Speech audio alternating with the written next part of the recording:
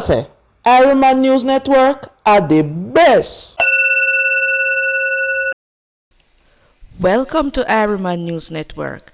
A special welcome to my returning listeners, and welcome also to those tuning in for the first time. Please watch the video to the end, and please remember to like, share, and subscribe. Click on the notification bell so you can be notified when a new video has been released. Thank you. So the media has been in a frenzy these few last days. There are a lot of things that have been happening, including Vibes Cartel offering to box his wife, as well as the persons who were so brutally taken out over there in Clarendon, Four Paths, Clarendon in Cherry Lane, as well as there are a number of other issues that I could be speaking with you today. However, I have decided not to speak to you about any of those things because all of those things have already saturated the media. And so I've decided that I'm going to look at things differently. I am going to take a more preemptive approach. Instead of reporting what was, I am going to be suggesting to you what will happen. And this is because of trends that I would have been observing. By the way, today I'm not going to be speaking to you as a mere vlogger. I'm going to be speaking with you in the capacity of teacher because I am a teacher. I have been a teacher for approximately 15 years, and so I've witnessed a lot of things happening in the classroom, things that I am going to be sharing with you as to why you should take seriously my prediction for September. But before I go any further, I'm going to encourage you, please share the video, like the video, so that other persons will be able to see this information, because I believe that is extremely important that this video goes out to as many persons as possible, especially to those persons who have children who will be attending school September morning. All right, so you may be wondering what is so important that I'm going to be talking about today. All right, so as I said before, I've been in the school system for a number of years. I started teaching at a time when Gully, Gaza was the biggest thing. I started teaching in the middle of that feud. And when I entered the classroom, I can tell you, the battlegrounds were drawn. Yes, the schools were divided into Gully and Gaza. And as a teacher, if at that time you didn't know how to navigate through that, then I'm sure that class control must have been very hard for my fellow colleagues. So what I'm going to be talking to you about today is trends. How trends affect teaching and learning in the classroom. And this topic came about as a result of the new trend that is there as a result of Vibes Cartel being released and wearing the kerchiefs, bandanas over his head and to cover up his face. He did that mainly because he didn't want everybody to see the extent of the swelling in his face, but he has also made a fashion out of it. And I'm going to show you how this fashion can be detrimental to students going to school come September morning. Alright, so when I just started teaching, the Gully Gaza feud that was brewing in the dance hall seeped into the classroom and it wreaked havoc. It caused chaos because as you enter the classroom as a teacher, instead of the students greeting you with "Good morning, miss," the first thing that they would ask you is, "Miss, how you say? What side you pan? You say Gully or you say Gaza?" So, if you were witty, as myself, then you would know that you would come up with some little remarks that would kind of diffuse the situation. And to go about that, you'd have to first observe the group of students.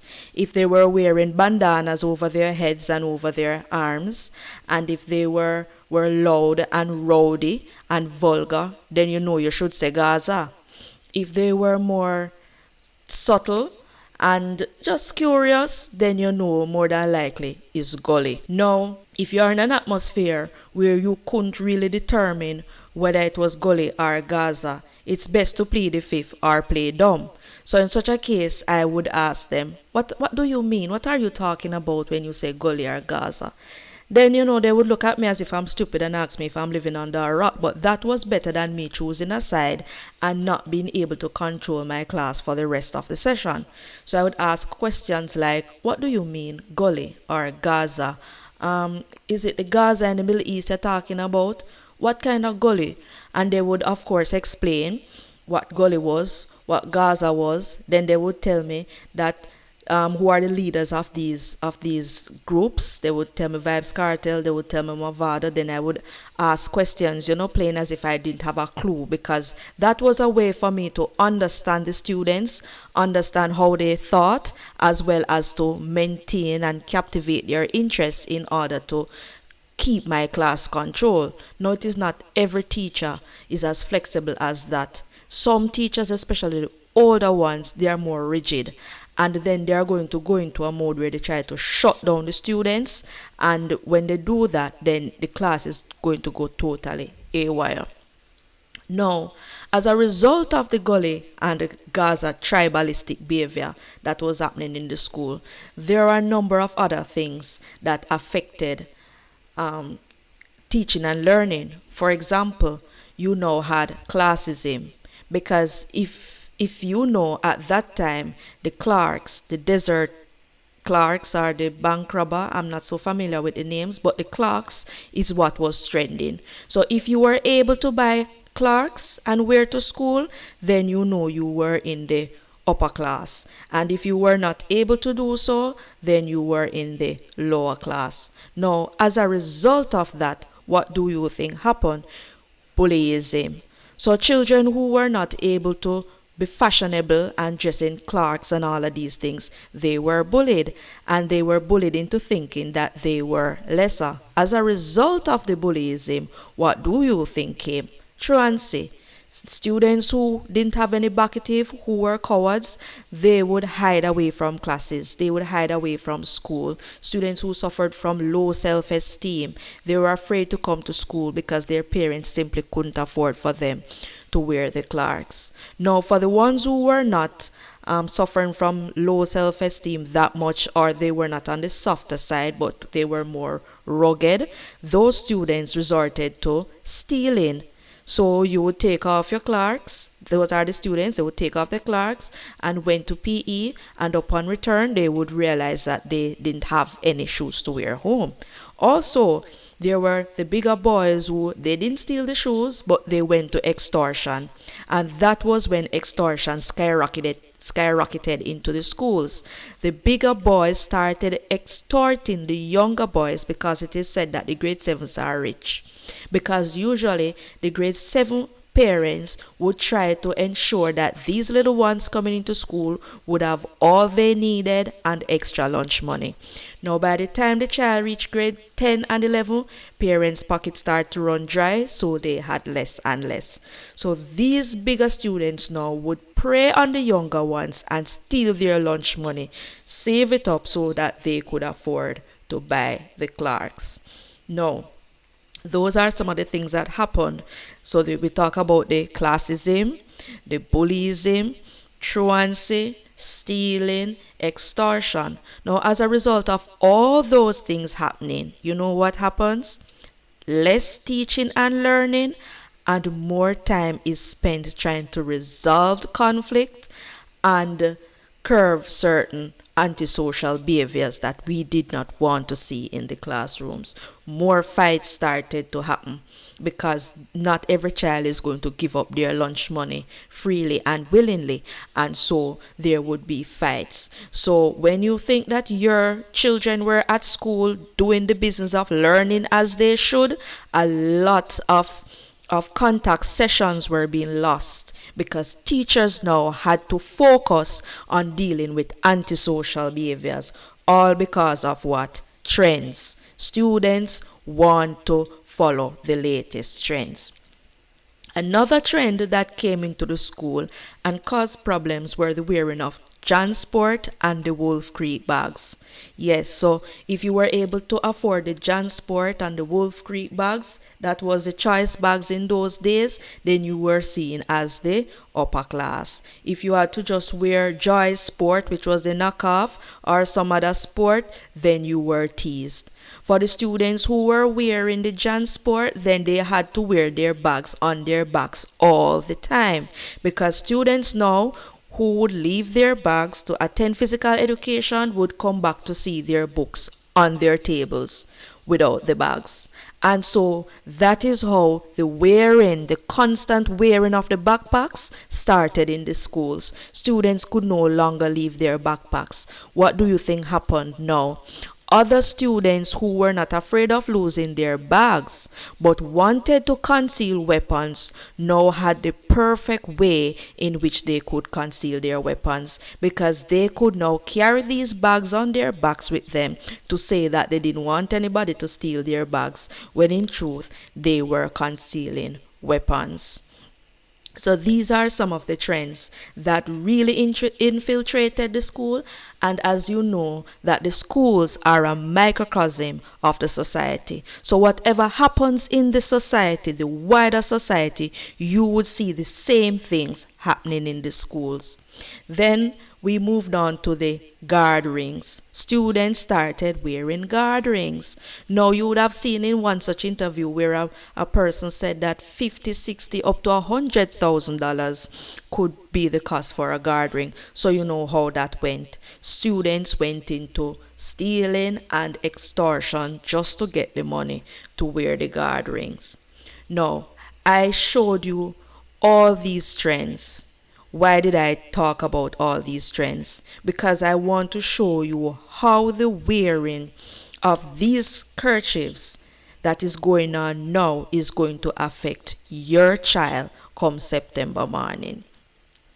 So if you are one of those parents who want to take out the 1,000, 1,500 and 2,000 to buy a handkerchief for your child, well, that's your choice. But let me tell you, whether you purchase a handkerchief or not can be the deciding factor as to whether your child comes home to you alive or dead. Because there are children out there whose parents simply cannot afford to buy those kerchiefs, and they are going to acquire them by whatever means necessary. So they are going to extort, they are going to steal, they are going to bully, and they are going to set up other colleagues and friends that they have on the outside to target your children to take these handkerchiefs from them, because they want to be in the style, in the fashion.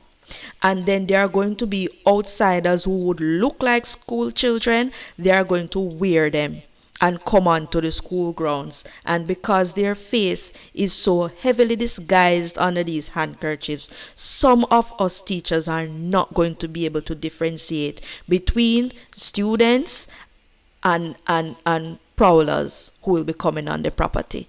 Also, when the students exploit the other students, extort them and steal from them, we are not going to be able to identify them easily, because they are going to be disguised under these bandanas. So as a result of these things happening in the school, what do you think is going to happen? We, the teachers, are going to be placed in strategic locations. At the gate, at the tuck shop, we will have to be playing security more than teachers. We will have to be monitoring the grounds. We will have to be confiscating these kerchiefs. So not only you're going to be losing your money as parents, your children, some of them are not going to want to give up these handkerchiefs easily to the teachers, so they are going to end up in a tussle with the teachers, and they are going to end up at the dean's office, which means that they are going to miss an entire day of learning. So you see, all of these trends, when they creep into the classroom, what happens? Teaching and learning is reduced, because more time is spent trying to correct and get rid of these antisocial behaviors that will be creeping into the school. So I am imploring you, parents, please, if you don't take anything else from this vlog, do not purchase these handkerchiefs for your children.